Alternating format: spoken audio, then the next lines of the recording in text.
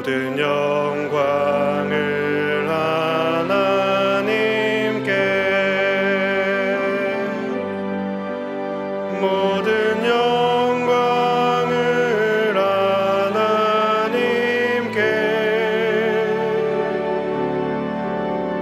온 마음과 뜻 다해 주 사모합니다. 모든 영광을 하나님께.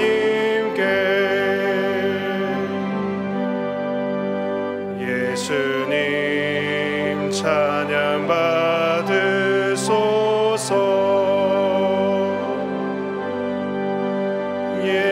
예수님 찬양 받으소서.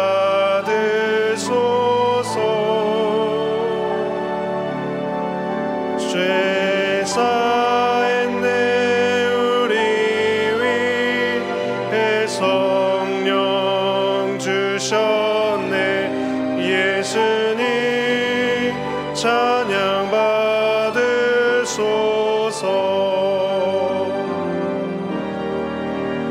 위로의 성령님이시여,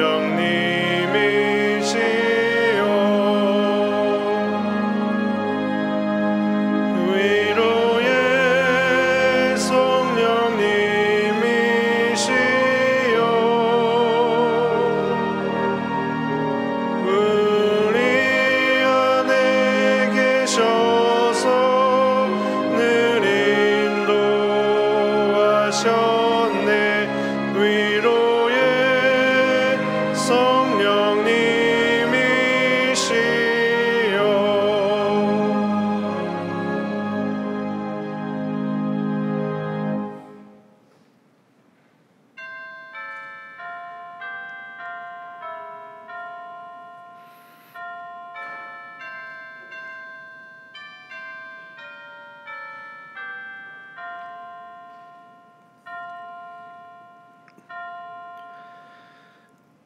여호와여 구하옵나니 이제 구원하소서. 여호와여 우리가 구하옵나니 이제 형통하게 하소서. 우리를 구원하시고 형통케 하시는 하나님, 이 시간 하나님의 임재를 구하며 성령 강림절 후 19째 주일을 하나님께 올려드립니다. 변화된 계절 가운데 우리의 삶이 깊어가는 가을처럼 풍성한 열매 맺게 하여 주옵소서. 예배를 통해 하나님을 만나고 경험하게 하시고 오직 한 분 하나님께만 우리의 찬양과 경배를 드리게 하옵소서. 잃어버린 한 영혼을 향한 하나님의 마음을 깨닫게 하시고 영혼 구원을 위하여 간절히 기도하며 전도하는 삶을 살아가게 하옵소서. 예수님의 이름으로 기원하옵나이다. 아멘.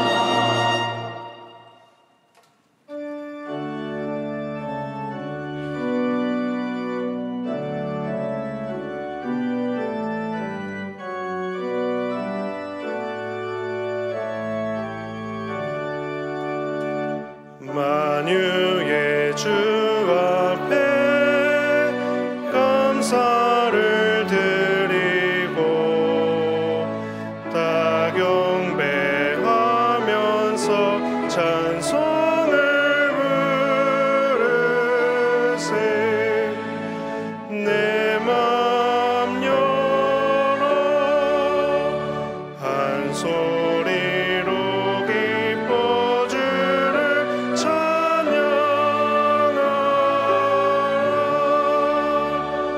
영원한 그 나라 주 다스리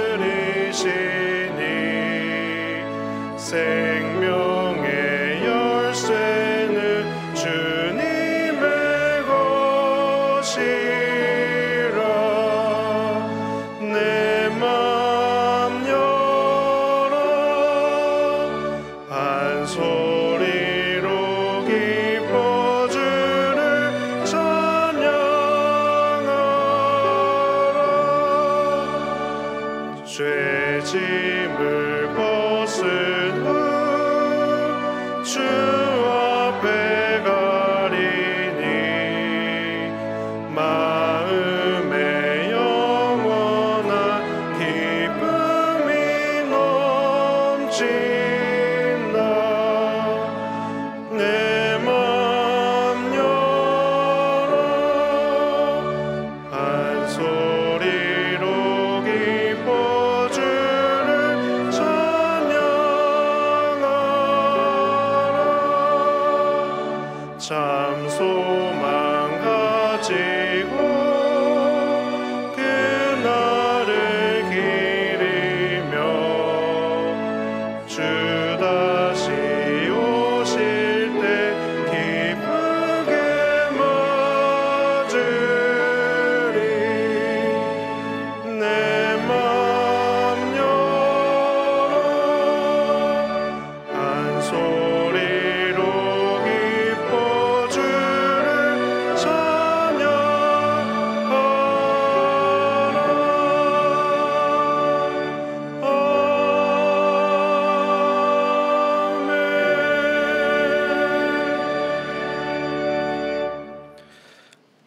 지난 한 주간 우리의 삶을 돌아보며 침묵으로 참회의 기도를 드리겠습니다.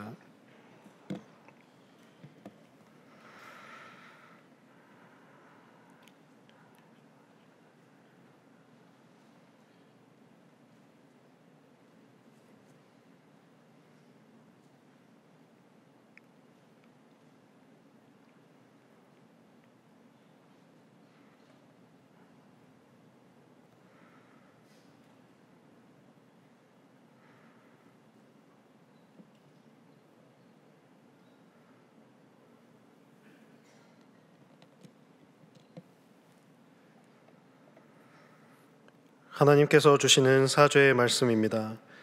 악인은 그의 길을, 불의한 자는 그의 생각을 버리고 여호와께로 돌아오라. 그리하면 그가 긍휼히 여기시리라. 우리 하나님께로 돌아오라. 그가 너그럽게 용서하시리라. 아멘.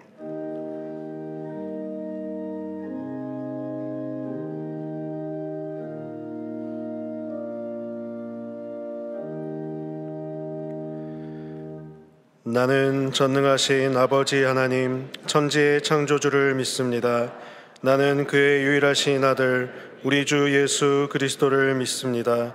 그는 성령으로 잉태되어 동정녀 마리아에게서 나시고 본디오 빌라도에게 고난을 받아 십자가에 못 박혀 죽으시고 장사된 지 사흘 만에 죽은 자 가운데서 다시 살아나셨으며 하늘에 오르시어 전능하신 아버지 하나님 우편에 앉아 계시다가 거기로부터 살아있는 자와 죽은 자를 심판하러 오십니다. 나는 성령을 믿으며 거룩한 공교회와 성도의 교제와 죄를 용서받는 것과 몸의 부활과 영생을 믿습니다. 아멘.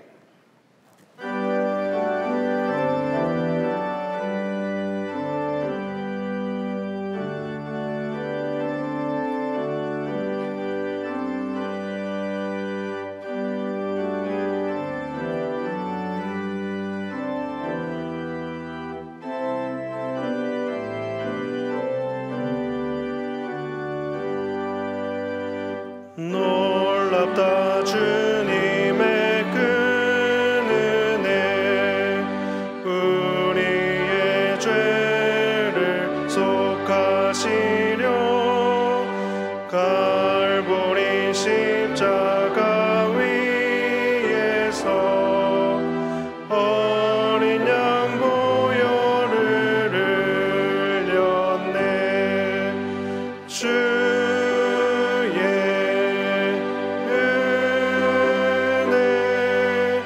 우리의 죄를 다 씻었네. 주의 은혜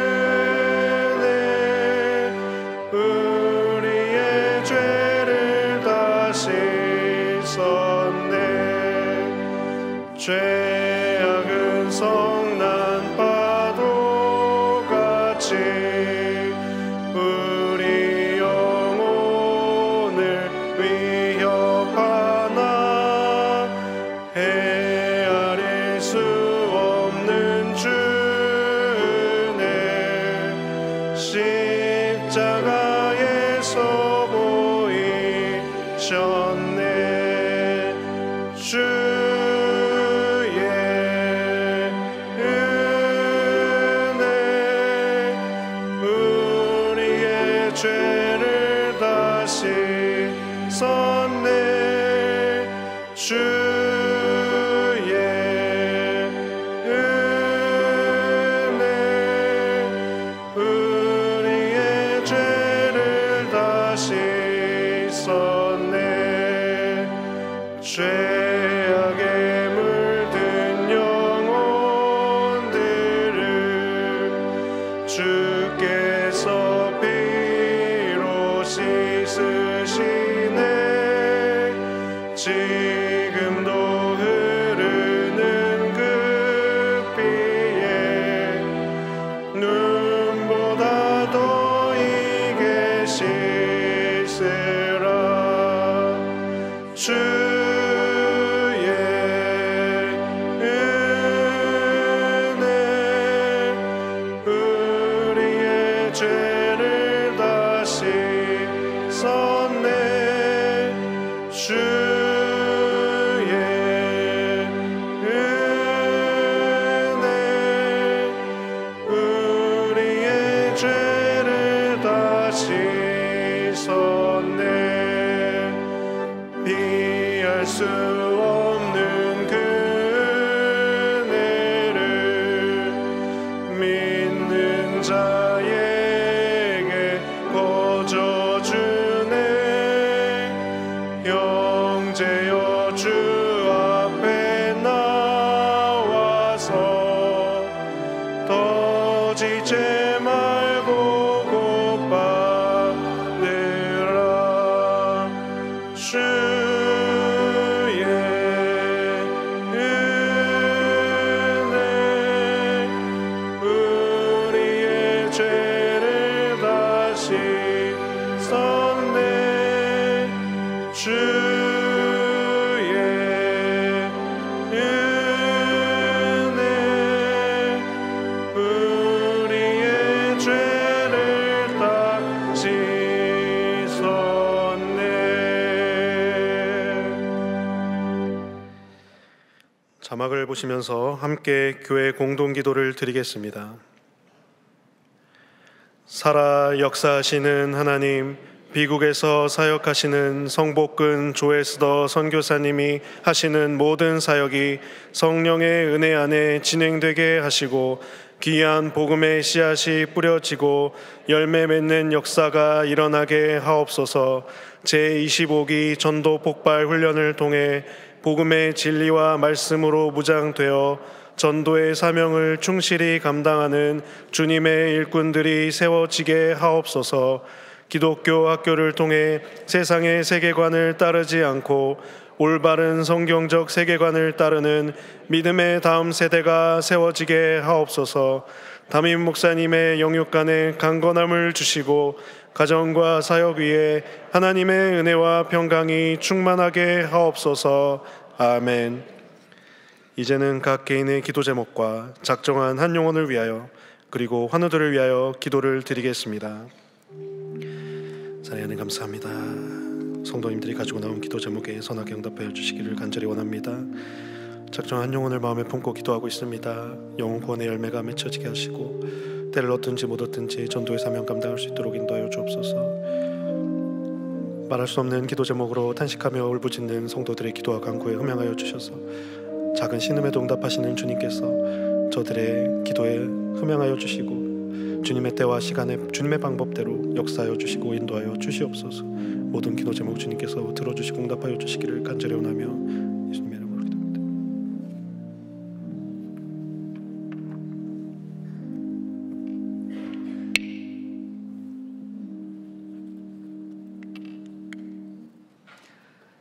참 좋으신 하나님 아버지, 거룩한 성일 3부 예배의 자리로 초청하여 주심에 감사를 드립니다. 아버지, 온 성도들이 모여 찬양과 경배를 올려드리는 예배를 기쁘게 흠양하여 주시옵소서.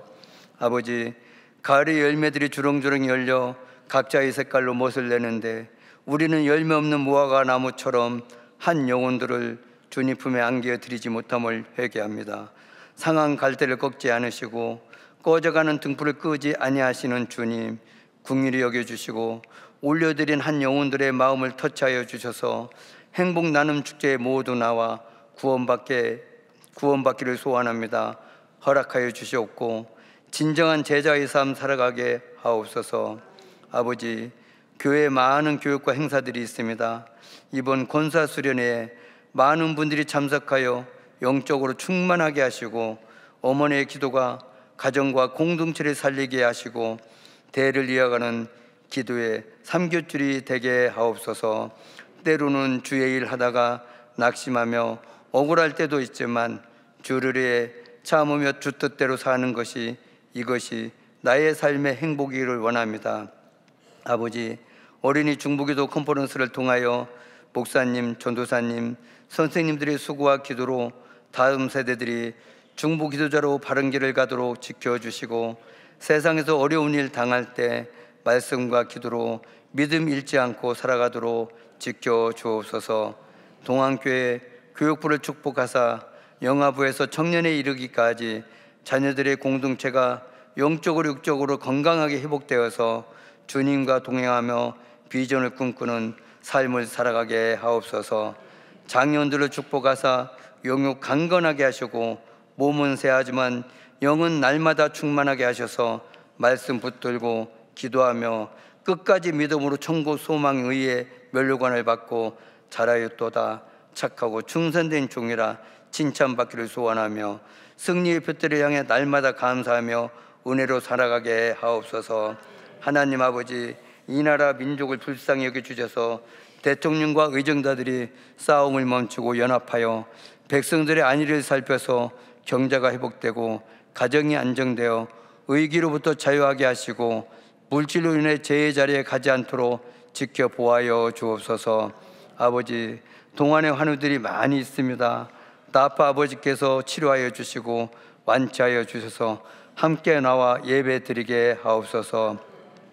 가게에 흐르는 저주를 끊어주시고 영적으로 고통당하는 교우들을 자유케 하셔서 예배 자리로 돌아오게 하옵소서.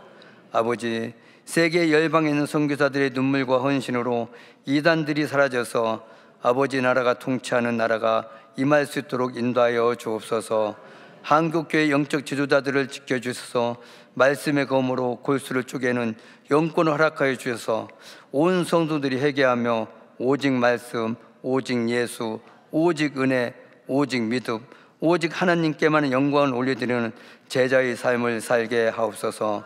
담임 목사님 영육 강건케 하시고 질병으로부터 완치하여 주셔서 가정과 사역의 평강의 복으로 감당하게 하옵소서. 돕는 교역자분들도 연합하여 아버지의 마음을 시원케 해드리는 동역자들이 되게 하시고 기쁨으로 주의 길을 감당하게 하셔서 가정과 사역의 평강의 복을 허락하여 주옵소서. 담임 목사님 제자입니까? 말씀 대안하실 때 나에게 주시는 말씀으로 아멘 화답하기를 고백합니다. 각지에서 수고하시는 봉사자들을 위로하여 주시고 시온 성가대의 찬양을 기쁘게 받으시고 우리에게는 은혜의 시간이 되게 하옵소서. 오늘도 나를 인도하시는 예수님의 이름으로 기도드렸습니다. 아멘.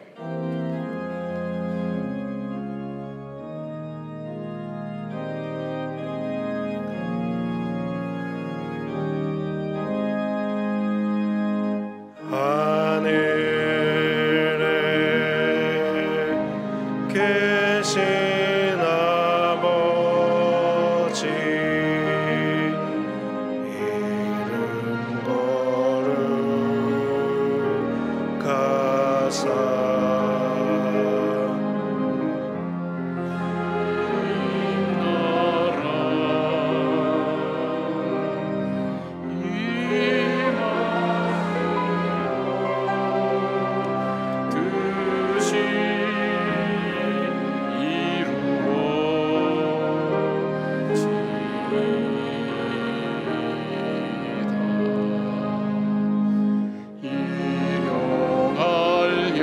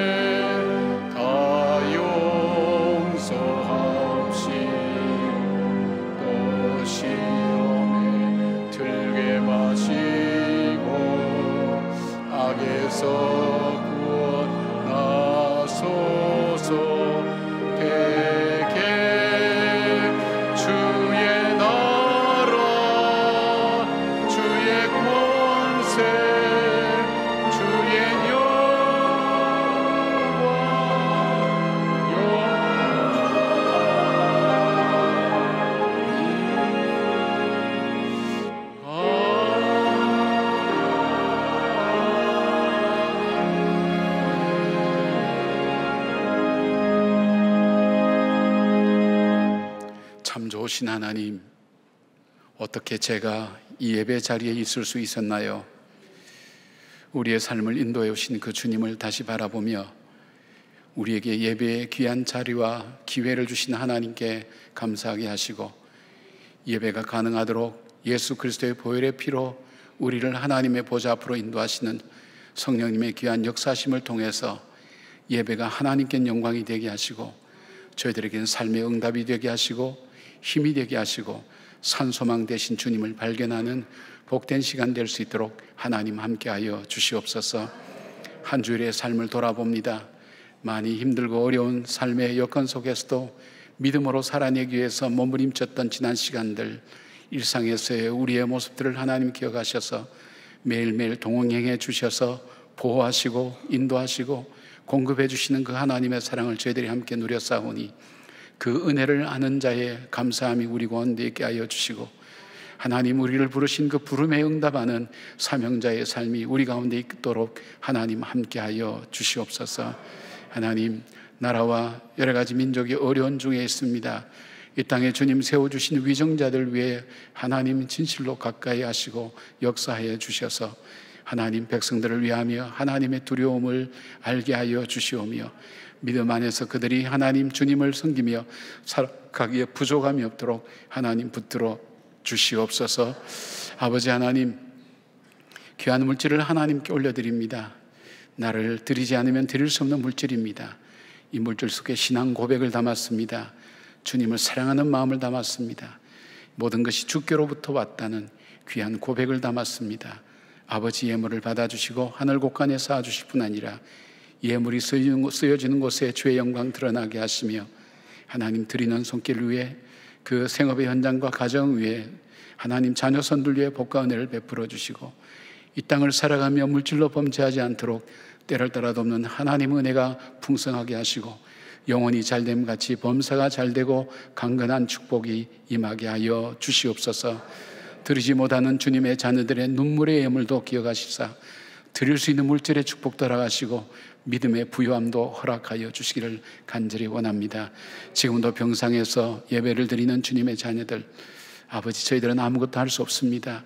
하나님 주의 말씀대로, 주님이 역사하신 대로 우리를 창조하신 주님의 말씀을 따라서 하나님 다시 새롭게 창조하여 주시었고 새롭게 회복시켜 주시오며, 이적과 기적을 통해서도 하나님 회복해 하시는 하나님의 놀라운 은혜를 입도록 함께하여 주시옵소서. 하나님, 주님의 전에 나올 수 없어서 화면으로 하나님 예배를 드리는 주의 자녀들 하나님 함께 하셔서 저희들이 하나님 주님 전에 나오기를 사모하는 그 소원이 하나님 이루어질 수 있도록 건강하게 하시고 상황과 여건을 주께서 편안하게 하여 주시기를 간절히 원합니다.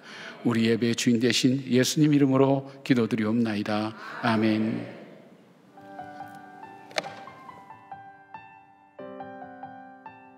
우선은 이 전도 폭발이라는 게 타인에게 전도를 하는 거지만, 사실은 이제 제 신앙의 재점검이자 예수님의 자녀로서 우선은 저한테 더 큰 은혜와 그 은혜를 바탕으로 제가 이제 조금 더 자신감 있게 전도할 수 있는 힘이 생긴 것 같습니다. 이 훈련을 통해서 제 믿음이 또 더 견고해지는 것 같고, 자녀들한테 전도 훈련 북발 그 책자를 가지고 복음 제시를 했더니 진지하게 잘 받아들였어요. 그래서 너무 기뻤어요. 평소에 어렴풋이 흐릿하게 알고 있던 그 전도에 대한 그 개념이 좀 확실하게 잡혔던 것 같고요.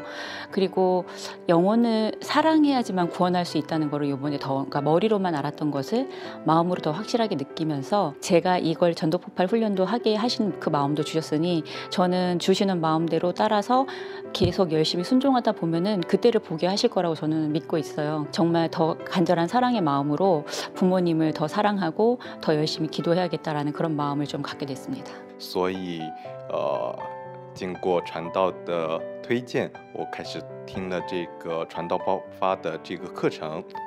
在这过程之中，也给了几位弟兄姊妹传了福音，确实是非常难，但是我还是希望在接下来的时间之中，能够尽量的去更加勇敢的去将福音传给更多的人。 제 주변에는 정말 믿지 않는 친구가 많은데 많이 자신이 생겼어요. 뭐라고 체계적으로 얘기해야 될지도 좀 제 나름대로 논리가 선 것 같고요. 가르쳐주신 복음 제시의 절차에 따라서 해보면 이 부분은 제가 얘기하지만 하나님께서 하시니까 누구든지 가능하겠구나 그런 생각을 했습니다. 지금 난 전도 한 번도 해본 적이 없어. 나는 뭐라고 얘기해야 될지도 모르겠어. 이러는 분들 저하고 다 똑같은 심정이시거든요. 저도 똑같았습니다. 근데 그런 걱정은 하실 필요가 없어요. 입이 떨어지게 하고 용기를 내게 하시는 분은 하나님이시니까 그냥 일단 지원하는 용기만 내시면 될 것 같습니다. 전도 폭발 훈련은 효과적인 전도법을 배워 실제적인 열매를 맺도록 도와주는 훈련 프로그램입니다. 또한 이 프로그램은 훈련받는 성도님들이 복음에 대해서 정리할 수 있는 귀한 기회가 될 것입니다. 전도 폭발 훈련에 성도님들의 많은 참여를 부탁드립니다. 전도 폭발하는 분들을 위해서 우리 격려의 박수 하십시다. 네. 예, 전도 폭발 지난번에 제가 설교의 말씀 전하고 난 다음에 많은 분들이 지원하셨다고 그래요. 그렇습니다. 한 번도 후회한 분을 보지 못했습니다. 시작이 어려운데 시작도 하나님께 용기를 달라고 여러분 구하셔서 훈련을 한번 받아보십시오. 복음에 대해서 분명히 알게 됩니다. 그리고 무엇을 전해야 될지를 알게 되고 주님의 사랑이 얼마나 크고 놀라운지, 또 실제적으로 전도할 때 보면 하나님께 예비된 영혼이 있다는 것을 우리는 확실히 느낄 수가 있습니다. 그 은혜를 우리가 함께 누리니까 함께 전도 폭발을 통해서 우리 믿음의 동력자도 생기고 기도의 친구도 생길 수 있었으면 좋겠습니다. 그리고 우리 바나바 훈련학교도 이번이 오늘이 아마 마지막 모집일 건데, 새로 우리 교회 지난해 말부터 우리 금년까지 한 500여 명의 성도님들이 새롭게 오셨습니다. 오셔서 등록도 하신 분도 계시고 그냥 다니는 분도 계시는데, 설교를 통해서, 말씀을 통해서 나름대로 이렇게 삶의 전환점을 이룰 수 있는데, 신앙이 성장하는 것은 바로 이 소그룹을 통해서 이루어집니다. 바로 특별히 이게 바나바는 여러분이 쉽게 교회에 접근할 수 있고 사람들과 사귈 수 있고, 그리고 또 이 중보기도 학교를 통해서도 여러분이 함께 참여할 수가 있습니다. 여러분께서 많이 참여해 주시길 바랍니다. 가을인데 신선한 마음으로 자고 있는 분들 인사 좀 할까요? 주님의 평강을 기원합니다. 주님의 평강을 기원합니다. 고맙습니다. 확실히 여러분보다는 열심히 잘하시는 것 같습니다. 몇 가지 조금 알려드리겠습니다. 큐티진이 발행되었습니다. 우리 교회는 10월 셋째 주일을 추수감사 주일로 드리게 됩니다. 우리가 감사의 예물도 드리지만은 또 한 주간을 구별하여서 하나님 앞에 기도의 11조를, 또 기도의 감사를 하나님께 올려드립니다. 그래서 살아온 한 해를 돌아보고 또 살아갈 한 해를 또 계획하는 그런 기도로 무장하는 그런 계기가 됩니다. 여러분께서 10월 셋째 주일 마음을 미리 비워놓으시고, 날을 비워놓으시고, 한 일주일밖에 안 되니까 여러분 새벽에 나오셔서 함께 기도하는 그런 시간 됐으면 좋겠습니다. 그 설교의 본문이 이번에 나온 큐티진에 여러분 이렇게 수록되어 있습니다. 뒤에 가시면 큐티진이 있는데 여러분이 말씀을 묵상하는 데 도와주는 책입니다. 여러분께서 이게 뒤에 가시면 한 권씩 갖고 가시고요. 그 다음에 1,000원 이상의 우리 후원금이 필요하다는 것도 여러분께서 기억해 주시면 고맙겠습니다. 그리고 청소년 비전 트립, 여러분이 이제 다음 주일날 늘 헌금해 주시는 비전 헌금과 선교 헌금, 그 중에서 비전 헌금을 가지고 다음 세대를 우리가 세우는 일을 합니다.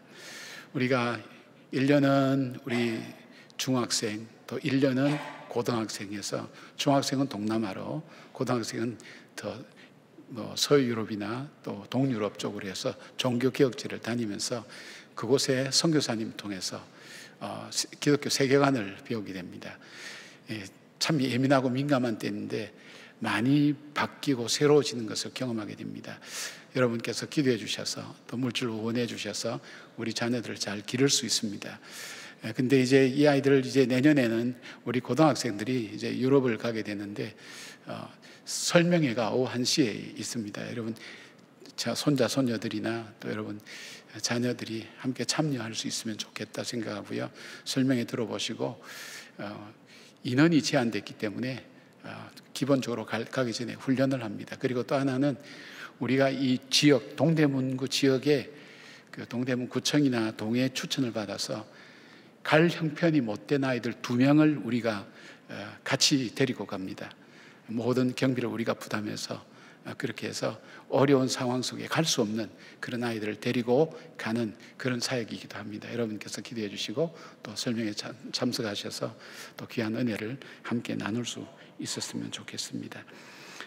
오늘 새로 나온 우리 아기가 있습니다. 우리 아기는 이 집은 쌍둥이입니다. 정하늘, 정바다, 둘 다 남자아이입니다. 하나님께서 이 가정에 귀한 선물을 한꺼번에 둘이 놔주셨는데 한 번 더 쌍둥이를 놓으면 얼마나 좋을까 생각도 해봅니다. 고맙습니다. 엄마가 표정이 별로 안 좋아요. 앞으로 우리 성도님들 보시고요, 함께 기도할게요. 기도하십시다. 하나님, 우리 하늘과 바다 두 어린이를 이 가정에 선물로 주셔서 감사합니다. 엄마 아빠의 품에 안겨서 주님 전에 나오고 이 강대상 위에 올라왔사오니 저들의 일평생이 주님의 전을 향하게 하시고 주님을 향해 달려가는 믿음의 자녀들로 잘 자랄 수 있도록 도와주시기를 원합니다.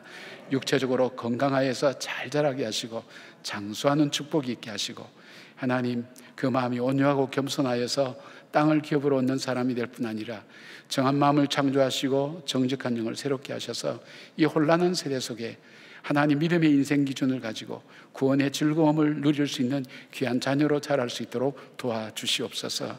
아버지, 이 자녀가 자람에 따라 필요한 것이 많이 있습니다. 물질의 축복도, 지혜와 총명도, 그리고 좋은 친구들도, 좋은 선생님들도, 좋은 배우자도, 하나님 좋은 영적 지도자도 만날 수 있도록 하나님 함께 하셔서 이들 삶이 정말 주님이 주신 그 풍성함을 누리는 삶이 되게 하여 주시고, 이들 통해 거룩한 영향력이 하나님 세상으로 흘러가는 귀한 축복의 역사가 있게 하여 주시옵소서. 이들이 잘 자라서 하나님께 영광되게 하시며 주님의 은총이 늘 머물고 하나님 사람들에게 존경임 받는 귀한 자녀로 자라게 하시며, 이들이 있기까지 기도로 도왔던 가족들과 부모님들과 하나님 이분들 위해 축복하시고 특별히 부모님들에게 축복하셔서 하나님 이 자녀를 믿음으로 기르기에 부족함이 없도록 하나님께서 믿음의 부요함을 축복하여 주시고, 기를 때 경제적으로도 어려움 없도록 주님께서 채워주셔서 두 사람이 정말 축복의 통로로 보내주신 두 자녀를 기를 때 하나님 주신 기쁨이 가득하게 하여 주시옵고, 날마다 예배하는 복된 가정 이루며 하나님 믿음의 귀한 일꾼들이 자라날 수 있도록 도와주시기를 원합니다. 이 기도를 하나님께 드리는 우리 성도님들 가정에 우리 자녀가 배우자를 만나길 기도하고 또 태의 열매를 기다리는 가정이 있습니다.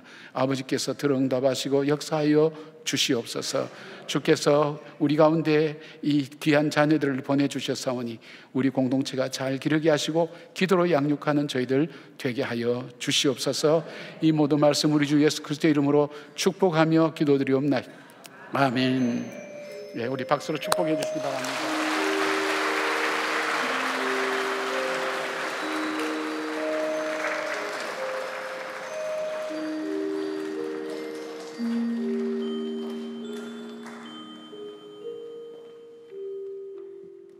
그분이 누구냐 물었을 때 아무 말도 하지 못했어요.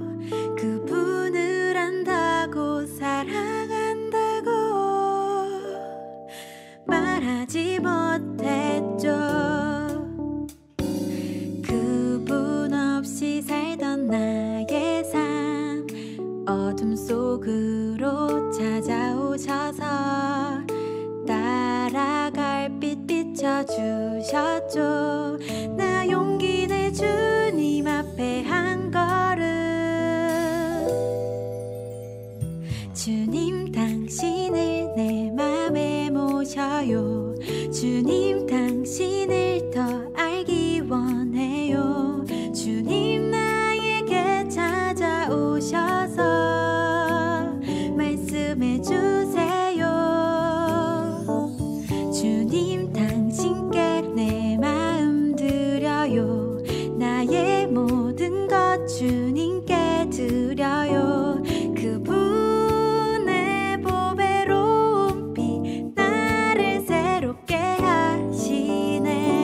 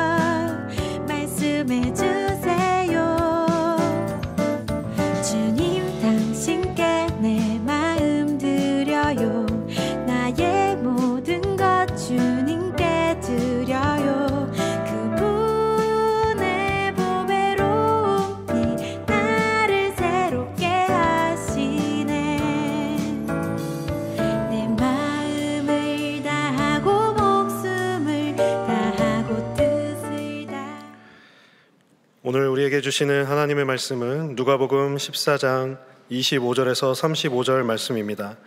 다 함께 일어나셔서 하나님의 말씀을 경청하겠습니다. 수많은 무리가 함께 갈새 예수께서 돌이키사 이르시되 무릇 내게 오는 자가 자기 부모와 처자와 형제와 자매와 더욱이 자기 목숨까지 미워하지 아니하면 능히 내 제자가 되지 못하고 누구든지 자기 십자가를 지고 나를 따르지 않는 자도 능히 내 제자가 되지 못하리라. 너희 중에 누가 망대를 세우고자 할진대 자기의 가진 것이 준공하기까지에 족할는지 먼저 앉아 그 비용을 계산하지 아니하겠느냐. 그렇게 아니하여 그 기초만 쌓고 능히 이루지 못하면 보는 자가 다 비웃어 이르되 이 사람이 공사를 시작하고 능히 이루지 못하였다 하리라. 또 어떤 임금이 다른 임금과 싸우러 갈 때에 먼저 앉아 1만 명으로서 저 2만 명을 거느리고 오는 자를 대적할 수 있을까 헤아리지 아니하겠느냐. 만일 못할 터이면 그가 아직 멀리 있을 때에 사신을 보내어 화친을 청할지니라. 이와 같이 너희 중에 누구든지 자기의 모든 소유를 버리지 아니하면 능히 내 제자가 되지 못하리라. 소금이 좋은 것이나 소금도 만일 그 맛을 잃으면 무엇으로 짜게 하리요. 땅에도 거름에도 쓸데없어 내버리느니라. 들을 귀가 있는 자는 들을지어다 하시니라. 이것은 하나님의 말씀입니다. 아멘.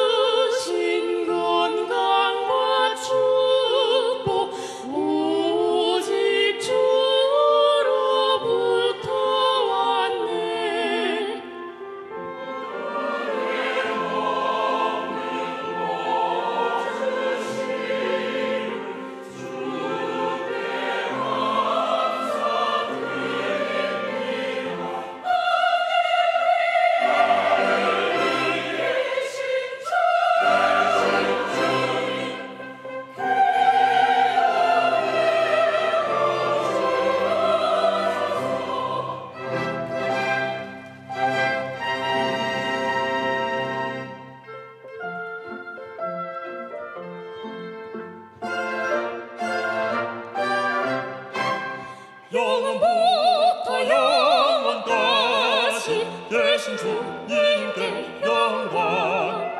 주의 사랑으로 나를 전하시리라.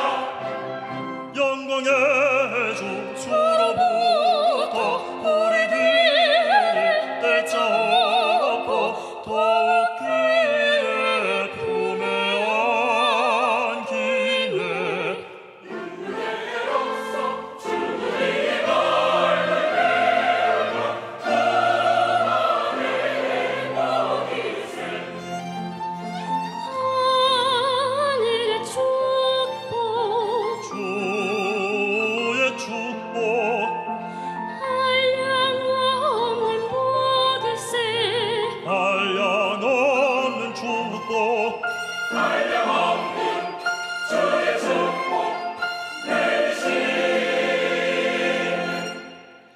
하늘 높이 계신 주의 무한하신 복일세.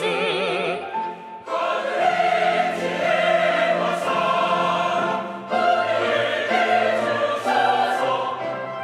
구주 되신 주를 사모하게 하소서. 주를 사모하게 하소서.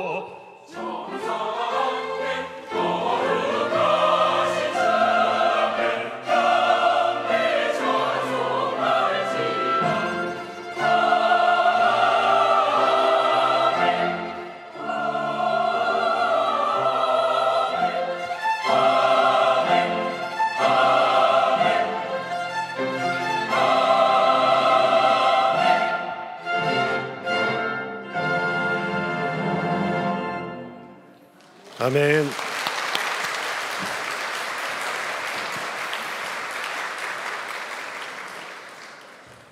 귀한 찬양 감사드립니다.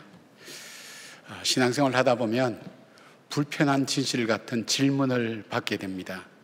그 중에 하나가 당신은 제자입니까? 이렇게 물어보는 질문 앞에 답하기가 참 불편합니다.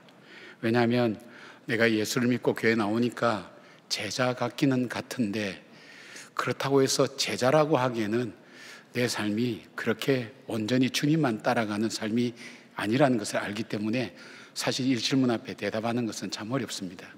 또 대답하지 못하는 이 중에는 제자라는 게 어떤 것일까 하는 그 개념이 확실치 않아서 또 잘 분별하지 못하는 분들도 있을 겁니다. 제자에 대한 여러분들의 이렇게 정의를 이렇게 들어볼 때 제자라는 것은 첫 번째 예수님을 가장 사랑하는 사람, 예수님을 따라가는 사람, 가장 사랑하는 사람. 두 번째는 예수님을 따라가기에 치루어야 할 대가를 기꺼이 치르는 사람. 그리고 세 번째는 내가 예수님을 따라가기에 나에게 방해가 되는 것을 과감하게 포기하고 버릴 줄 아는 사람. 그 사람이 제자라고 그렇게 얘기합니다. 그러면 옆에 있는 사람 다시 한번 얼굴로 보면서 당신은 제자입니까? 한번 질문을 해보시기 바랍니다. 잘 안 되죠? 예. 제가 이해할 수 있습니다. 느낌 아니까. 예, 제가 충분히 이해할 수 있습니다. 예, 그것이 우리의 신앙의 현실입니다. 오늘 주님이 무리들과 함께 가셨는데 이 제자라는 단어를 좀 더 명확하게 이해할 수 있는 그런 표현입니다. 그래서 보통 그런 질문하죠. 당신은 제자입니까? 무리입니까? 그리고 또 있다면 당신은 회원입니까? 제자입니까? 당신은 예수님의 팬입니까? 제자입니까? 이런 질문을 이렇게 던져보면 우리에게 제자라는 것이 무엇인지 좀 명확하게 다가오죠. 제자라는 것은 그냥 우리가 지성으로만 믿는 것뿐 아니라 가슴으로, 그리고 사실은 삶으로 나타나고 삶의 변화가 일어나야 예수님을 따라갈 수가 있습니다. 목회를 하고 이렇게 또 여러 가지 말씀을 보면서 예수님을 따라갈 수 있는 제자의 삶은 어떤 것인가, 오늘 예수님께서 말씀하시는 제자의 삶은 어떤 것인가 하는 것을 우리가 생각해 보고 있는데, 제자의 삶은 크게 세 가지가 변화가 되어야 변화됩니다. 제일 먼저 변화해야 될 게 자아관이 바뀌어야 됩니다. 자아관이 바뀌지 않으면 예수님을 따라갈 수가 없습니다. 그 다음에 또 하나 있으면 가치관이 바뀌어야 됩니다. 세 번째는 세계관이 바뀌어야 됩니다. 이 세 가지를 하나씩 하나씩 나누어 보면서 나는 정말 제자인가 팬인가, 제자인가 회원인가, 제자인가 지금 예수님을 따르는 많은 무리와 같은 그런 존재인가 하는 것을 다시 생각하면서 제자의 삶을 선택하는 결단이 이 말씀을 통해서 함께 저와 여러분이 나눌 수 있었으면 좋겠습니다. 첫 번째는 제자는 자아관이 바뀌어야 됩니다. 26절에 보니까 물론 내게 오는 자가 자기 부모와 처자와 형제와 자매와 더욱이 자기 목숨까지 미워하지 아니하면 능히 내 제자가 되지 못하고라고 말씀합니다. 이야기가 참 어렵지만 히브리어 표현 방법을 우리가 이해한다면 이 표현이 이렇습니다. 무엇을 미워하다는 말은 더 사랑할 것이 있다는 것입니다. 우리는 내 가족도 사랑합니다. 나 자신도 참 사랑하죠. 근데 그것보다 더 사랑할 것이 있다는 것입니다. 바로 내 가족보다 내 목숨보다 더 예수님을 사랑해야 되는 사람, 사랑한다는 것, 바로 그런 의미입니다. 이것이 가능하기 위해서는 자아관의 변화가 나타나야 됩니다. 이 자아관의 사전적 의미는 어떤 것인가 하면 한 개인이 자기 자신에 대해서 갖고 있는 의식이나 생각을 말합니다. 나는 누구인가라는 질문 앞에 내가 스스로 대답하는 거예요. 나는 누구인가. 근데 이 자아관을 구성하는 데에는 어린 시절의 경험, 그 다음에 내가 공부하고 학습한 것, 그리고 다른 사람들의 말이나 태도나 그리고 그 사람들의 평가에 대한 것, 그것과 더불어서 자기가 가지고 있는 지식, 지위, 소유, 이 모든 것을 합쳐서 내가 나에 대한 이미지를 갖고 있습니다. 그것이 나라고 얘기할 수가 있습니다. 근데 그리스도인의 자아관은 어떤 것인가 할 때 세 가지 의식이 있어야 됩니다. 자아관 속에는 제일 먼저 들은 의식이 나는 죄인이라는 죄인의식이 있어야 됩니다. 우리가 복음에 대한 부분을 다룰 때 그렇지 않습니까? 우리가 내가 내 인생의 주인 되기 위해서 하나님을 떠납니다. 내 인생 내 마음대로 살 거야. 살아가기 위해서 하나님을 떠났는데 막상 하나님과의 관계가 끊어질 때 죄로 인해서 나에게 세상에 많은 고통과 아픔이 찾아오고 공허함과 불안함이 찾아옵니다. 우리가 하나님을 떠난 인생은 반드시 죽게 돼 있죠. 왜냐하면 죄인이니까. 죄의 삭은 사망이라 그랬죠. 모든 사람이 죄를 범하였으면 하나님의 영광에 이르지 못한다 그랬어요. 하나님의 영광이 없는 인생은 두려운 거예요. 본능적으로 아는 거예요. 내가 죽을 수밖에 없는 존재구나 하는 것. 실존적인 어떤 두려움이죠. 이 두려움이 찾아오는 것, 그 다음에 불안한 것, 이것은 바로 나는 죽을 인생이라는 것을 인간이 알기 때문에 그렇게 하는 겁니다. 불안과 두려움이 있으니까 이것을 극복해 보려고 인간은 갖가지 노력을 하지만 결국 파스칼의 얘기처럼 우리는 물 한 방울로도 죽을 수 있는 그런 연약한 존재, 그러나 자신이 죽는다는 것을 아는 그런 존재라는 것을 알게 됩니다. 그러다 보니까 어떤 일이 일어납니까? 나는 나 자신을 구원할 수 없다는 것을 알게 됩니다. 절대 절망이죠. 내가 내 인생에 있어서 나를 구원하기 위해서 내가 할 수 있는 것은 아무것도 없습니다. 그래서 자기 자신에 대해서 절망합니다. 이것이 절대 절망입니다. 이 절망이 와야 내가 구원이 필요한 사람이구나, 하나님의 그 구원의 역사, 영생이 필요하구나 하는 것을 우리가 느끼게 됩니다. 내가 참 절박하게 죄인이라는 그런 생각들. 그래서 이게 죽음은 정해진 이치요 그 외에는 형벌이 따르고 영원한 심판이 우리에게 있다는 것을 알기 때문에 우리에게는 이 운명을 아는 우리는 절망하게 되죠. 그래서 우리 속에 들어있는 것이 뭐냐면 나는 죄인이라는 것, 하나님을 떠난 죄인이라는 것, 그 모든 고통과 아픔이 그것을 통해서 왔다는 것을 우리가 인정하게 됩니다. 정말 이 절대 절망을 경험한 사람이 구원의 하나님을 찾게 돼 있어요. 절대 절망하니까 어떻게 합니까? 자기가 죄인이라고 생각하니까 이 사람에게서 나타난 삶의 모습은 겸손합니다. 뭐 여러 가지 죄로 나타나는 것은 많지만 그럼에도 불구하고 자기 속에 겸손한 것은 내가 죄인인데 남을 정죄할 수도 없고 남을 평가하고 판단하는 것도 그렇고 양심대로 생각할 때 죄의 종류만 달랐지 저 사람이나 나나 똑같은 죄인이다. 우리가 죄를 지어서 죄인이 아니라 우리가 죄인이기 때문에 죄를 지을 수밖에 없는 존재라는 것을 깨닫게 됩니다. 그래서 갖게 되는 것이 죄인의식이 우리 속에 있어야 됩니다. 그래서 우리가 기도할 때마다 주여 이 죄인, 뭐 어떤 분은 벌레마다 못한 일을 하나님 용서해달라고, 마른 막대기보다 못하다고 그렇게 기도하는 분들도 옛날에 참 많으셨어요. 그런 존재라는 것을 아는 거예요. I am somebody인 줄 알았는데 I am nobody, 나는 아무것도 아니라는 걸 알게 됩니다. 이 죄인의식입니다. 죄인의식이 갖는 것은 겸손이라 그랬죠. 또 하나 의식이 있습니다. 은혜의식이 있습니다. 우리가 만약에 죄인의식만 갖고 있으면 우리는 이 세상을 바르게 살아갈 수가 없어요. 패배감 속에 살아갈 수밖에 없어요. 근데 내가 내 자신을 구원할 수도 없고 내가 나에게 할 수 있는 것도 아무것도 없는데 하나님께서 자기 아들 독생자를 죽이면서까지 나를 구원해 주신 거예요. 내 죄값을 대신 치루어 주었어요. 대신 치루어지고 이 죄의 저주에서 나를 자유케 하시고 나를 구원해 주셔서 영생을 주실 뿐 아니라 하나님의 자녀로 삼아 주셨어요. 근데 그 이유를 몰라요. 그래서 하나님의 은혜로 이 쓸데없는 자 왜 구속하여 주는지 난 알 수 없다. 이 찬송의 고백이 바로 우리들만의 고백이 아니라 이전에 주님을 알았던 많은 사람들이 동일하게 고백했던 그거예요. 내가 왜 구원받았지? 여러분 중에 혹시 나는 하나님께서 자기 아들을 죽여서까지라도 나를 구원해야 될 가치가 있는 사람이다, 그런 사람이다 하는 분이 있으면 여러분 한번 속으로만 조용히 손 들어보세요. 이런 분이 가까이 계시면 여러분께 잘 돌아봐 주셔야 됩니다. 그렇진 않아요. 내가 괜찮은 사람이라는 것은 알겠는데, 남들이 볼 때 존중하고 존경하고 대단한 사람이라는 것은 알겠는데, 그러나 내가 나를 위하여 할 수 있는 것이 아무것도 없을 때 하나님께서 나를 구원하여 주시고 내 죄를 씻어주시고 하나님의 자녀 삼아주신 그 이유는 뭘까? 이 성경에서 이것을 은혜라고 그래요. 바울은 은혜인데 이 은혜로 말미암아 우리가 구원을 받았다고 그렇게 말씀합니다. 이것은 하나님의 선물이라는 것입니다. 그러니까 우리들 속에 은혜의식이 있어야 돼요. 이 은혜의식이 있는 사람의 삶은 뭐냐면 생활 속에 감사를 하게 됩니다. 감사하다는 것. 모든 것이 하나님 은혜다. 저도 이제 계산을 한번 해봤거든요. 보니까 교육전사부터 시작해서 41년을 목회했더라고요. 41년을 목회하는 여정을 잠시 한번 돌아봤어요. 정말 스스로 삶을 포기하고 싶을 때도 있었고, 실제 포기했었고요. 정말 유혹과 어려운 일, 시련도 많았고, 옆길로 나갈 수 있는 일들도 많았지만, 하나님께서 정말 붙들어 주시지 않았더라면, 하나님께서 나를 인도하시고 공급하시고 보호하지 않았더라면 내가 오늘 여기까지 올 수 있겠는가?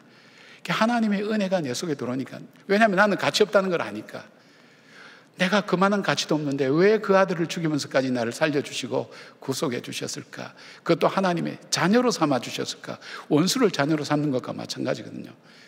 그러니까 이 속에 뭐가 나타나는 거예요? 감사가 나타나는 거예요. 하나님 감사합니다. 하나님 감사합니다. 전 요새 삶에 있어서 계단을 오르고 내릴 때도 하나님께 감사합니다. 전에는 막 그냥 2칸씩 3칸씩 뭐 올라다니고 그랬는데 요즘은 보니까 이게 걸을 수 있다는 것도 축복이고요. 오를 때도 내릴 때도 마찬가지고 숨 쉴 수 있고 잠잘 수 있다는 것도 하나님께 감사합니다. 그래서 저는 예배 시간, 설교 시간에 주무시는 분 절대 정지하지 않습니다. 왜냐하면 그 마음속에 모든 것을 잠재시킬 수 있는 평안이 임하기 때문에 주무시는 거예요. 굉장히 부러워요. 저도 예배 시간에 푹 잡았으면 피로가 확 풀리죠. 모든 것이 감사한 거예요. 하나님께서 주신 은혜다, 그런 생각합니다. 제가 가끔 이제 우리 교회가 한창 부흥하고 성장할 때 열심히 같이 뛰었던 우리 권사님들, 우리 집사님들 이래 보니까 어느 날 보니까 할머니야. 너무 안 됐는 거예요. 마음이 짠한 거예요. 머리가 허연, 우리 어느새 할아버지가 되셔서 세월과 함께 그렇게 흘러왔는데 정말 우리의 삶을 지켜주시니까 이 은혜가 있는 거예요. 은혜가 있으니까 감사가 있죠. 감사는요, 우리가 미래를 열어가는 일에 굉장한 용기를 주는 구성 요소가 감사합니다.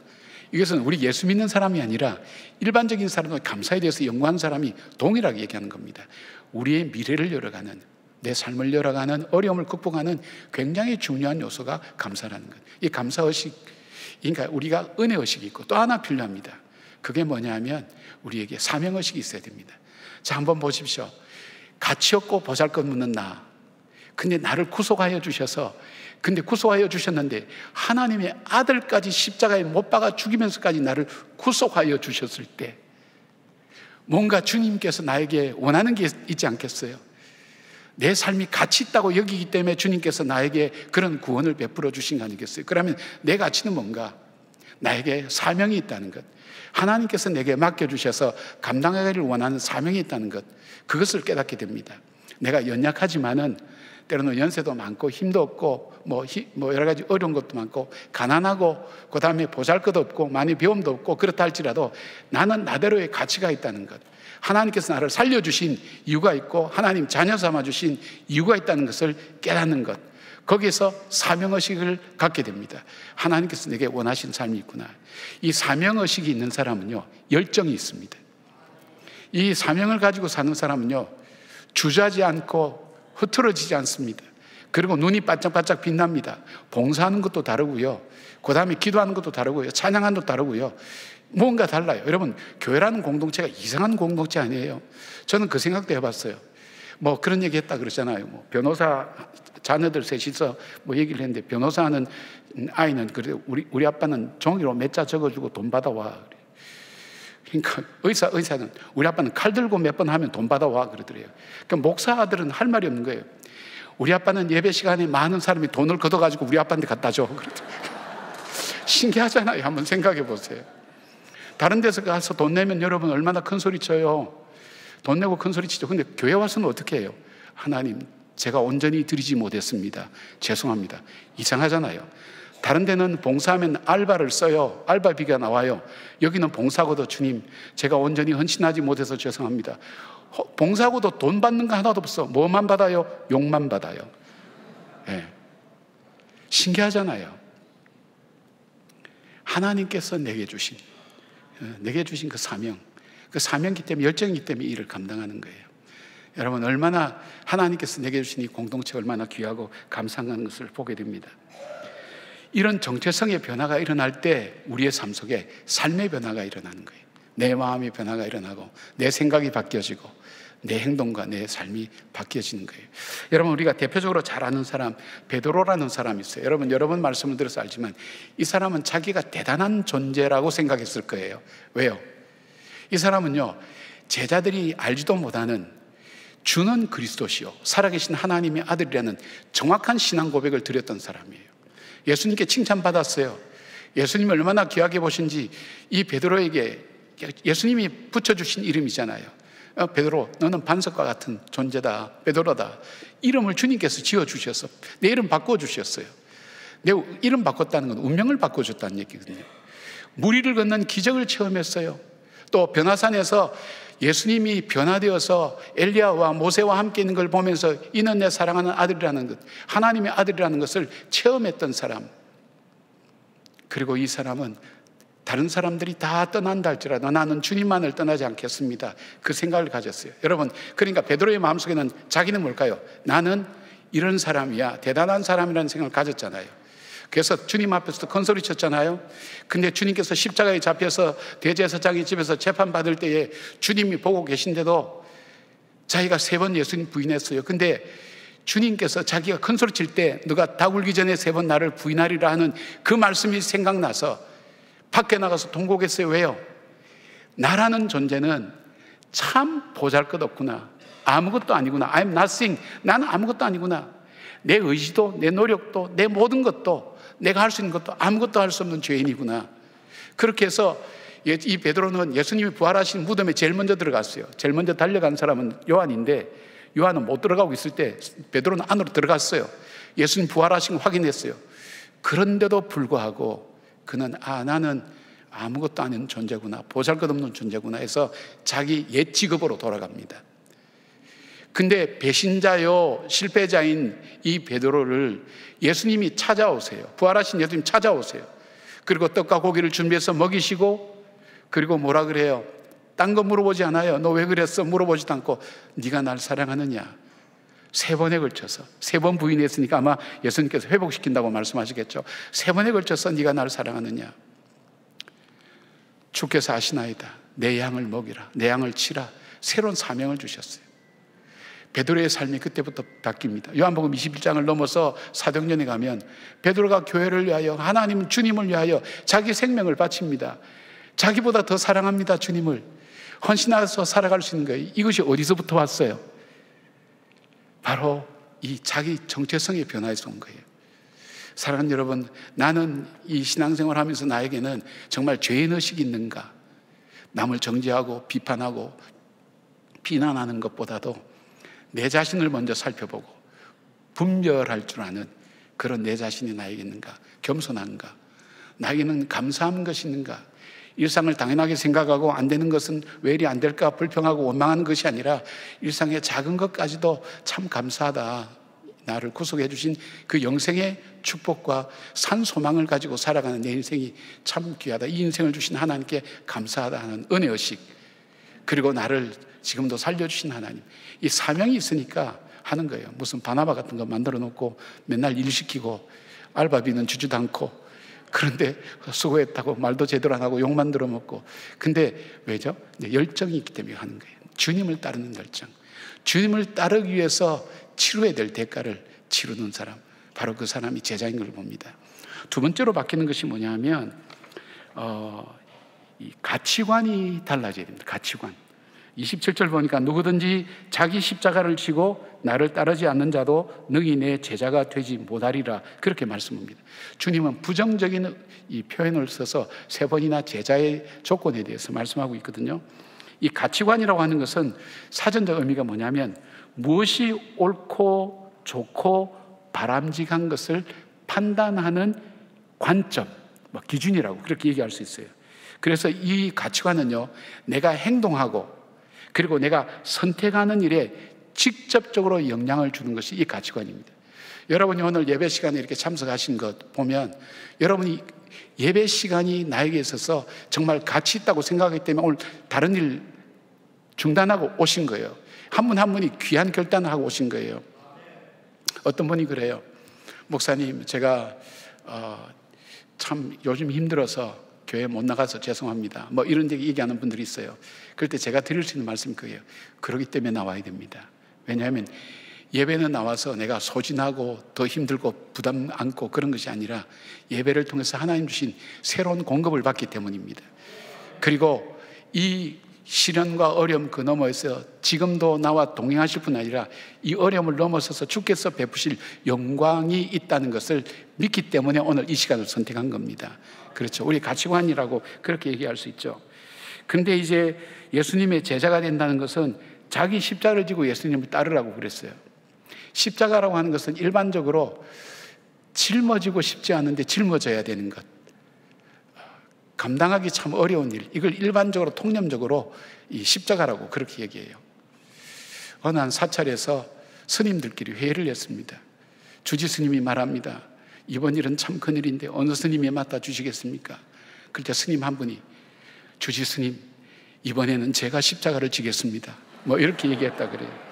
교회에서는 자꾸 절로 가라 그러고 이 사찰에서는 십자가를 자기가 지겠다 그러고 참. 그런데 이제 이 십자가에 대한 더 정확한 의미를 설명한다면, 신학 의미를 생각한다면, 내가 주님을 따라가는데 나에게 다가오는 짐들을 내가 기쁨으로 감당하고 기꺼이 그것에 대한 대가를 치르는 것, 그것이 십자가를 지고 주를 따르는 거라는 그런 말씀입니다. 여러분이 오늘 나오지 못할 분들도 많을 거예요. 생업의 현장에도 있고 그 다음에 여러 가지 급한 상황도 있을 거예요. 그러나 그것보다도 내가 주님을 따르기에 필요한 선택을 하는 거예요.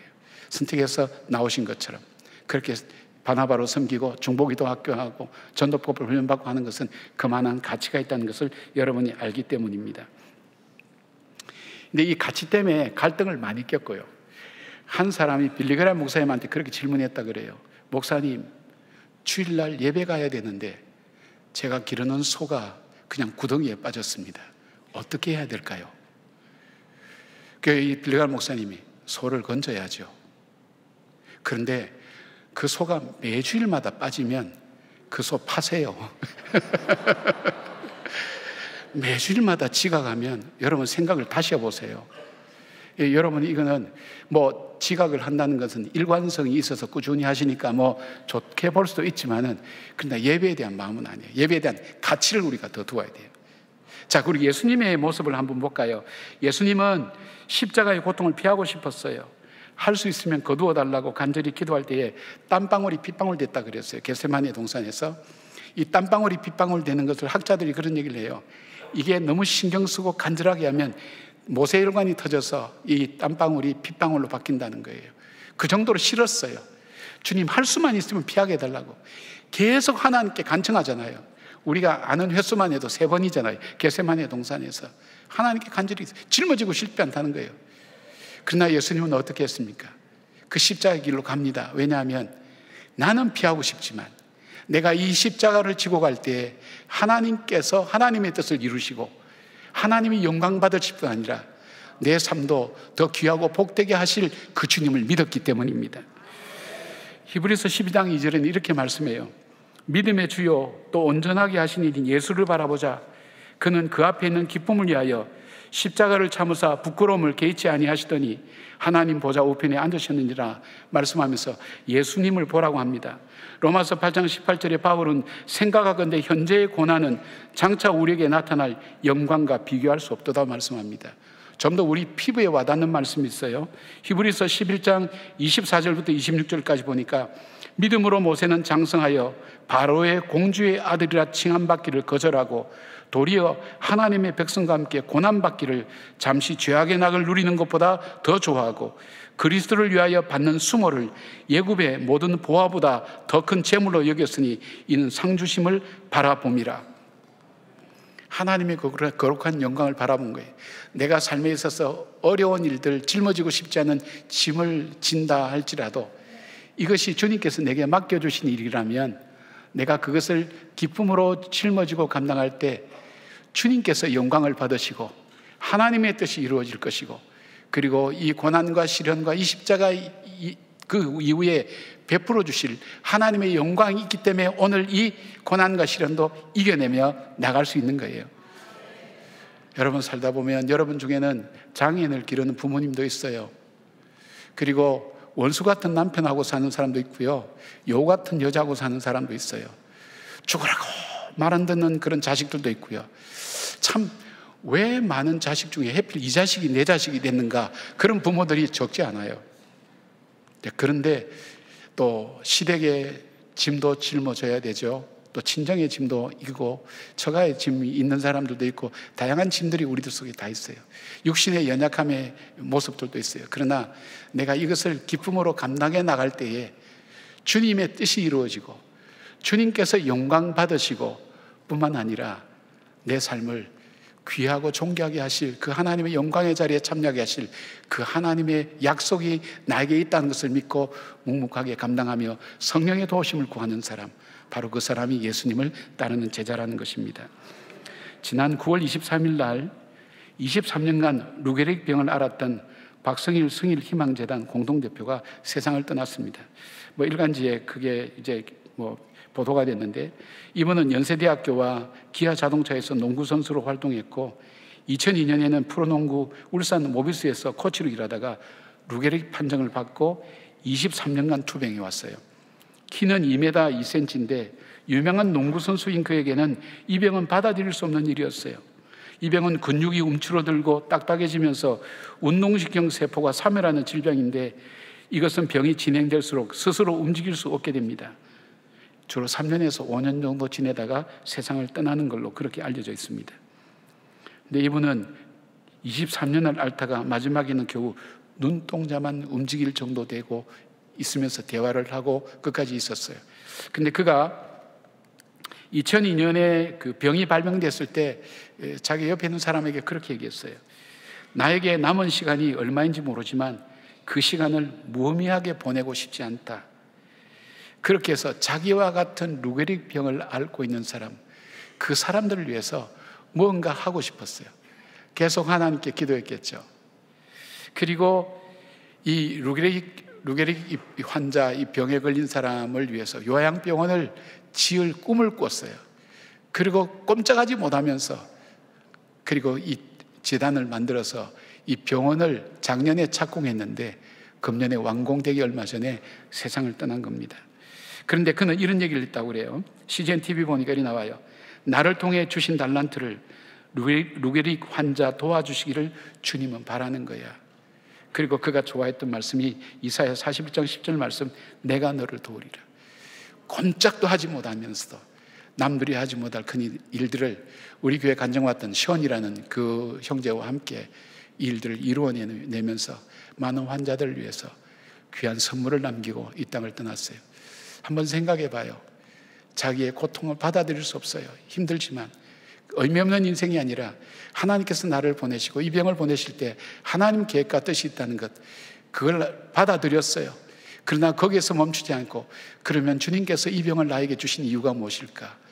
그것을 묵묵히 지고 가면서 아버지의 영광을 위해서 그가 삶을 살았을 때 많은 언론들이, 많은 사람들이 이분의 귀한 삶을 보면서 본받기도 하고 또 많은 기부도 이어지는 그런 경우를 우리는 보게 됩니다.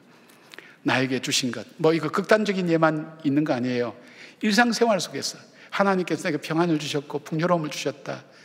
때로는 어려운고 힘든 일도 주셨다. 그러나 우리가 가질 마음은 청지기의 마음을 가지면 되는 거예요. 이 가치관은 청지기의 마음. 모든 것이 하나님께서 주셨다. 하나님의 것이다.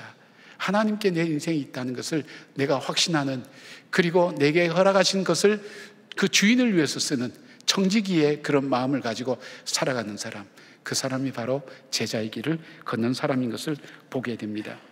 세 번째로 제자로 살아가기 위해서는 세계관의 변화가 있어야 됩니다. 세계관이라는 것은 여러분 뭐 쉽게 설명하면 제가 한번 말씀드렸지만 안경을 끼는 것과 똑같아요. 제가 만약에 파란 안경을 끼면 세상이 다 파랗게 보여요. 내가 빨간 안경을 끼면 세상이 다 빨갛게 보여요. 이것이 세상을 보는 관점이에요. 세상을 보는 관점. 그래서 세계관을 사전적으로 얘기하면 세상을 바라보는 관점, 이것이 달라져야 된다는 거예요. 이게 세계관이에요. 삶이 변하기 위해서는 세상을 보는 관점이 바뀌어야 돼요. 34절에 보니까 소금은 좋은 것이나 소금도 만일 그 맛을 잃으면 무엇으로 짜게 하리요? 소금의 본질은 짜게 하는 데 있어요. 제자의 본질을 갖추기 위해서는 이 세계관이 바뀌어야 되는 거예요. 여러분에게 생소하게 들릴지 모르지만은 세계관이 바뀐다는 것은 사실상 삶 전체가 바뀌는 거예요. 크리스찬 오버만이라는 교육가는 어섬션이라는 책에서 모든 세계관은 다음 질문에 대한 답으로 형성된다고 했어요. 첫 번째, 하나님. 누가 이 세상에 가장 높은 존재냐? 근원이냐? 철학에서는 the first cause라고 그랬어요. 제일 원인이 무엇인가? 이 세상의 최고의 높은 자리에 이 세상의 가장 높은 분은 누군가? 그 질문에 답하는 거예요. 그 다음에는 창조. 이 세상은 어떻게 시작되었는가? 여기에 답하는 거예요. 세 번째, 인류. 인간은 누구며 나는 누구며 어디서 왔다가 어디로 가는가? 여기에 대한 답을 해야 되는 거예요. 그리고 또 하나는 도덕이에요. 인간의 옳고 그름은 무엇으로 판단하는가? 여러분이 옳고 그르고 하는 것을 판단하는 거죠. 다르죠, 여러분. 다 달라요. 다섯 번째는 목적. 모든 창조물에 존재의 이유와 목적이 있는가? 이 부분에 답할 때 나의 세계관이 만들어지게 되는 거예요. 본문에서 예수님이 제자의 삶을 사는 것, 전쟁을 치르는 것에 비유했어요. 제자로 따른다는 것은 주님을 따르는데 전쟁을 치르는 것 같은 선택과 결단이 필요하다는 것입니다. 우리 삶에서 일어나는 현실적인 갈등은 바로 세계관의 차이에서 일어납니다. 성경적 세계관은 이렇습니다. 우리가 세상을 보는 것, 이 세상은 태초에 하나님이 천지를 창조하셨다. 그리고 나를 하나님의 형상을 따라 창조하셨다. 그리고 우리 삶의 절대 기준은 하나님 말씀이며 하나님의 창조물은 나름대로 목적과 창조 목적이 있다는 것, 그것을 믿고 그런 관점으로 세상을 바라보는 것이 바로 기독교 세계관이에요. 기독교 세계관보다 더 중요한 게 성경적 세계관이에요. 그런데 또 다른 세계관이 있어요. 그것은 인본주의 세계관이라고도 하고 자연주의 세계관이라고도 그렇게 불러요. 무신론적 세계관이에요. 그러니까 이것들은 유물론적 세계관도 나왔죠. 이들에 따르면 세상은 우연히 만들어졌다고 그렇게 해요. 이 사람들이 세상이 어떻게 시작됐는지를 설명을 못해요. 어떻게 무에서 유가 만들어질 수 있었는가 할 때 이 진화론자들이 쓰는, 그러니까 하나님이 계시지 않다고 그렇게 믿는 사람들의 세계관은 이거는 우연히 만들어졌다 얘기예요. 우연히. 그 다음에 생명이 없는 무기질에서 생명이 있는 유기질로 이게 바뀌어진 것은 어떻게 바뀌어졌냐니까 진화되어서 그렇게 됐다는 거예요. 사람은 결국 어떻게 해요? 물고기와 또 원숭이가 변화돼서 사람이 되었다고 그렇게 설명을 하는 거예요. 그걸 믿는 거예요. 그렇게 믿는 거예요. 그렇게 믿으니까 이 사람들은 세상은 우연히 만들어졌고 모든 것은 진화해서 만들어졌고 인간의 도덕의 기준은 개인의 선호도에 따라 달라진다. 좀 더 확대하면 공동체의 선호도에 따라서 도덕의 기준이 달라진다는 거예요. 여러분, 지금 북한의 삶의 기준하고요, 우리의 삶의 기준이 달라요. 북한에서 옳다고 얘기하는 거하고 우리가 지금 옳다고 얘기하는 거 달라요. 북한과 우리라는 큰 비교했지만 개인이 더 달라요. 그것이 개인의 선호도에 따라서 기준이 달라진다. 그러니까 성경에 나오는 자기 보기에 좋은 대로 살아가는 사람, 자기가 기준이에요. 그 다음에 사람의 가치는 그 사람 자체에 있는 것이 아니라 그 사람의 합리적 사고력, 자아성찰 능력, 소통 능력에 따라서 결정된다는 거예요. 이런 세계관을 가지고 있는 대표적인 예 중에 하나가 고대에 스파르타라는 나라가 있었어요. 여러분 아마 세계사 배우면서 공부하셨을 거예요. 여기에서는 아이가 태어나면 8살이나 12살 정도 되면 아이를 테스트해요. 테스트해서 아이가 약하거나 부족하거나 시원찮으면 저 절벽 아래로 떨어뜨려 죽여요. 왜냐하면 공동체에 도움이 되지 않는 존재라는 것, 공동체의 짐이라는 것 때문에 던져버려요. 그게 어디서부터 나왔어요? 하나님이었고 하나님이 창조했다는 그 생각 없이 자연스럽게 만들어졌으니까 지나가는 게 별로 가치를 못 느끼는 거예요. 근데 여러분 보세요. 우리가 연약한 사람들 통해서 세계 역사가 얼마나 많이 달라진 일들이 많은지 몰라요. 우리가 생각하는 가치 없다고 생각했던 그 사람들이 얼마나 세계 역사를 바꾸고 우리의 삶의 주변을 바꾸었는지 알 수가 없어요. 우리는 하나님은 우리를 만드셨을 때 우리 자체에 가치가 있다. 하나님 만드셨으니까 가치가 있다고 믿는데 가치가 없다고 보는 거예요. 그런 거죠. 그런데 이제 그러다 보니까 뭐냐면 도덕적 상대주의와 이 문화다원주의를 낳게 되는 거예요. 이게 여러분 뭐 어떻게 생각할지 모르겠지만 이렇게 생각할 수 있을 거예요. 사람과 대화할 때 주장이 강한 사람, 그 사람에 대해서 당신은 당신의 논리대로 하면 맞고 나는 내가 생각하는 게 맞고, 그러니까 서로 건들지 말고 그냥 당신은 당신대로 그렇게 살고 나는 그대로 살자. 보통 대화하면서 그렇게 하잖아요. 안 싸우려고 그렇게 하죠. 예, 그렇게 하는 것, 이것이 이 뿌리를 이렇게 보면 다원주의에서 나온 거예요. 그러니까 절대자라는 것은 없어요. 절대 신이라는 것도 없고 절대자가 없어요. 전부 다 상대적이에요.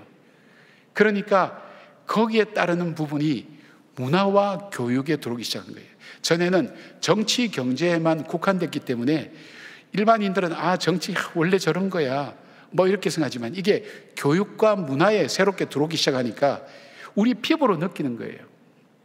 여러분, 우리가 이 코로나 우리 교회가 처음으로 그 직격탄을 맞았어요. 그때 우리가 경험했잖아요. 알잖아요. 근데 매스컴이 어떻게 이것을 보도하느냐를 똑똑히 볼 수 있었어요. 이거 정말 믿을 거 못 되는구나. 저렇게도 만들 수 있구나. 그래서 그때 어떻게 했어요?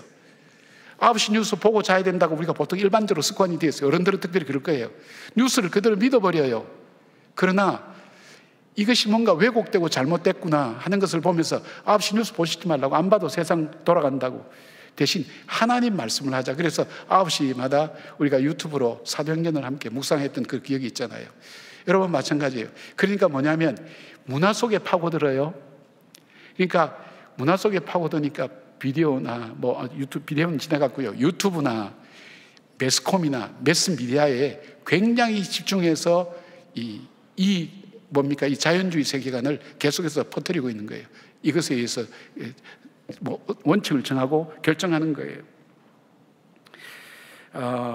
근데 이제 문제는요, 이 성경적 세계관과 이 인본주의적 세계관이 지금 충돌을 일으키고 있다는 거예요.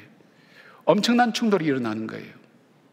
우리가 정말 주님의 말씀, 이 말씀은, 성경의 말씀은 우리가 교회 안에서도만 성경의 말씀이 진리지만 우리 가정에서도, 우리 직장에서도, 사회에서도 여러분 진리인 거 믿죠? 확실하게 대답해야 돼요. 이게 진리가, 성경의 말씀의 진리가 교회 안에서만 해당되는 것이라면 여러분 뭔가 잘못하고 있어요. 이 진리는 온 우주의 진리라는 것을 우리가 믿음으로 고백하고 있어요. 믿어요.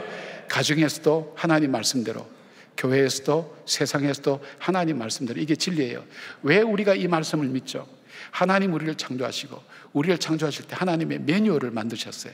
어떻게 우리 인생을 살아야 잘 살 수 있는가, 인간답게 살 수 있는가, 행복하게 살 수 있는가, 의와 희락과 화평이 있는가 하는 것은 하나님 말씀에 순종하는 것에 있다고 우리가 믿고 받아들이기 때문에 신앙생활을 하는 거예요. 근데 이것이 안 되면 우리는 우리 보기에 좋은 대로, 내가 내 인생의 주인되어서 각자 인생을 가지고 자기가 주인대로 살아가니까 혼란이 오고 안타까움만 올 수밖에 없는 거예요. 한 가지 예를 들어볼게요. 이 충돌하는 것. 하나님께서는 한 남자와 한 여자를 창조하셨고 가정을 이루며 살고 생육하고 번성하라고 축복해 주셨어요. 이것을 진리로 믿고 하나님 말씀대로 살 때에 인간은 인간답게 살 수 있으며 참된 복을 누릴 수 있다고 우리는 그렇게 믿어요. 근데 지금 우리의 현실은, 우리의 피부로 접하는 현실은 이게 아니에요. 한 남자와 한 여자가 결혼해서 가정을 이루어야 된다는 절대적인 그런 법은 없다. 남자와 남자끼리, 여자와 여자끼리 결혼할 수 있다. 자녀는 어떻게 할 것인가? 입양하면 된다. 뭐 그렇게 해요.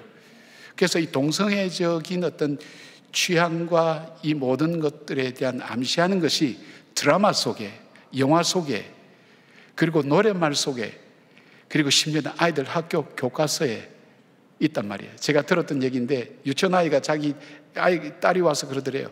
내가 철수하고 결혼해야 될지 영희하고 결혼해야 될지 모르겠다, 그 얘기하더래요. 웃을 일이 아니에요, 여러분.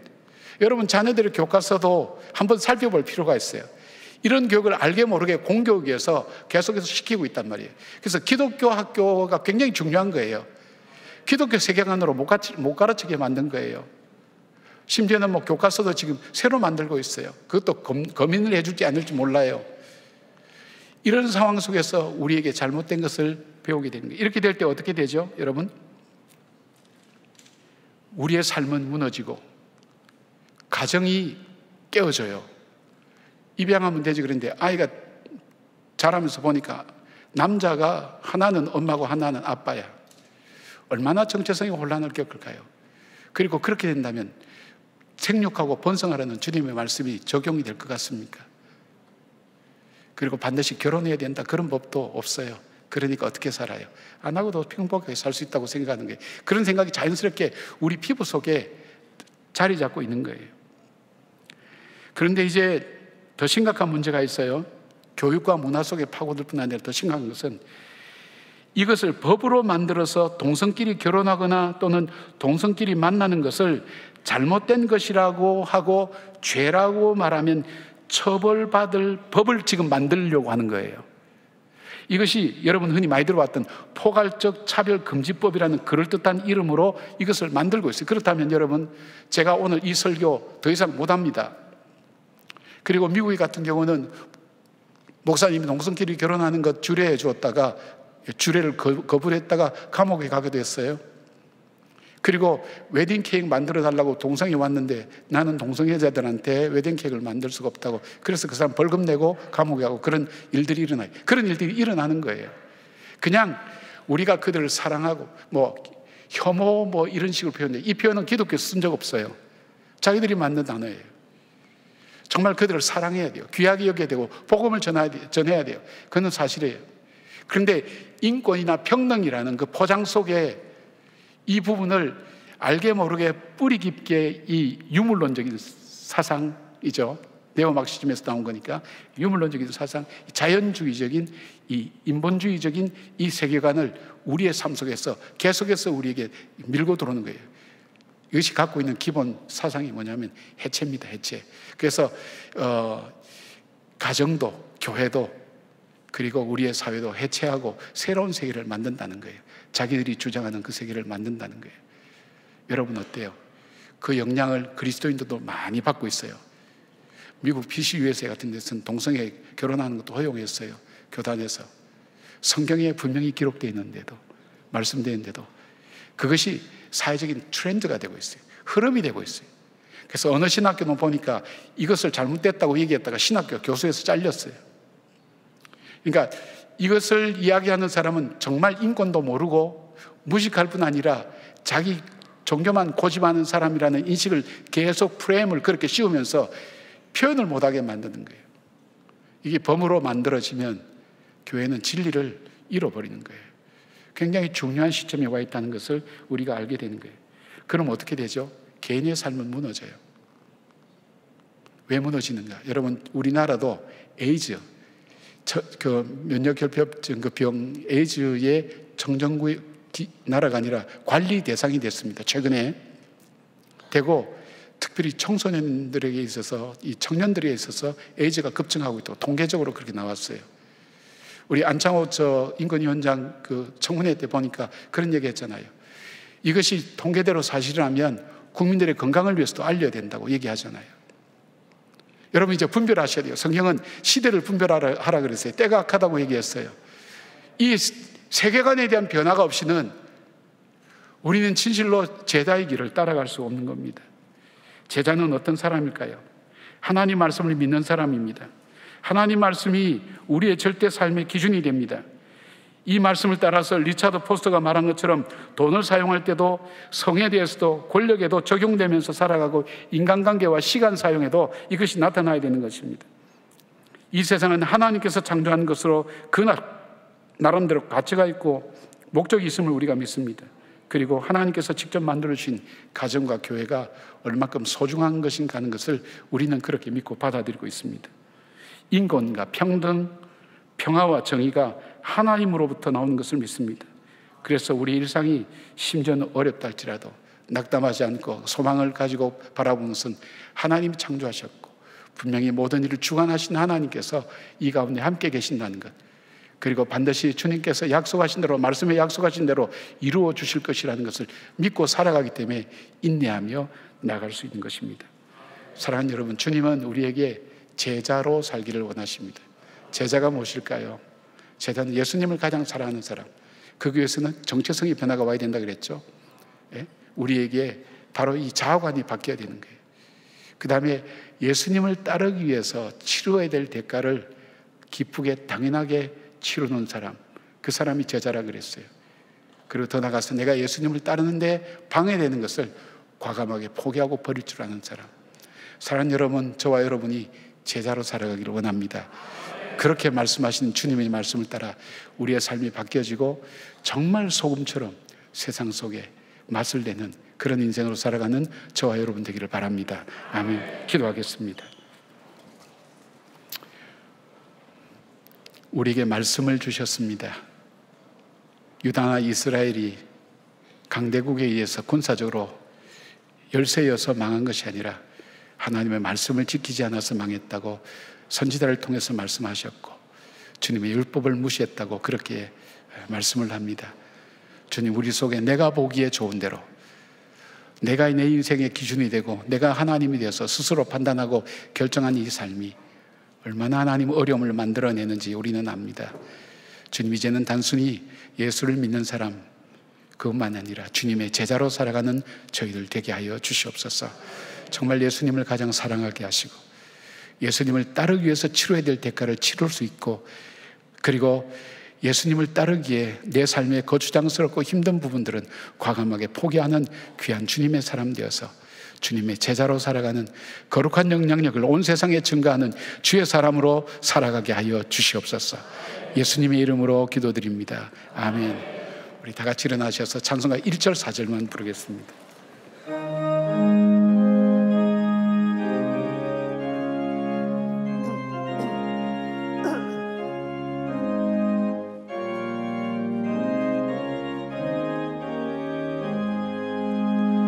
십자가를 질 수 있나 주가 물어보실 때 죽기까지 따르오리. 성도 대답하였다.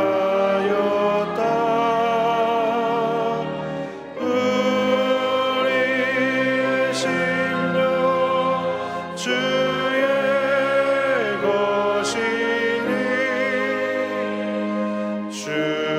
주님의 용서 만드소서.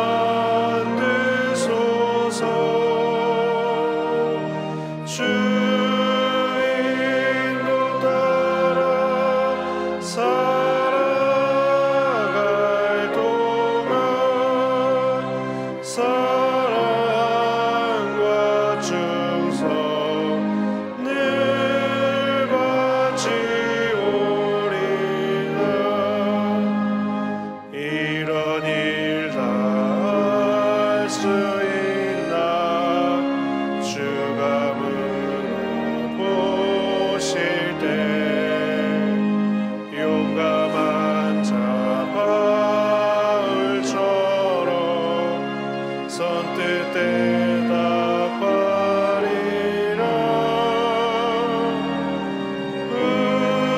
우리의 심령 주의 것이니 주님의 용서 만드소서. 주